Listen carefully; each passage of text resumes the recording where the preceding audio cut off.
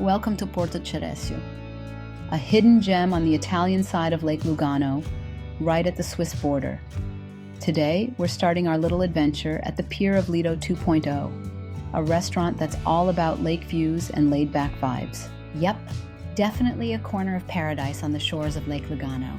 Just look at this. Tables right by the water, perfect for a lazy lunch or sunset aperitivo. Good news for my gluten-intolerant friends. They even have special dishes just for you.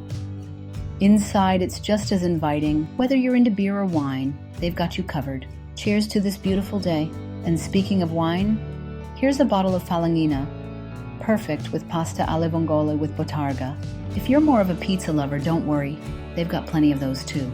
After this delicious break, it's time to get back on the water. We're heading towards Ponte Tresa, cruising the canal along Via Lungo Tresa. Ponte Tresa is such an interesting little spot. It actually straddles two countries. Half of it is in Italy, the other half in Switzerland. As you pass along the canal, you'll spot its tiny harbor, colorful boats bobbing gently, and waterfront restaurants where you can stop for a drink or gelato. It's the perfect blend of Italian charm and Swiss calm. And just like that, our short trip comes to an end. From Porto Ceresio to Ponte Tresa, this little escape is pure magic. Until the next adventure, ciao ragazzi.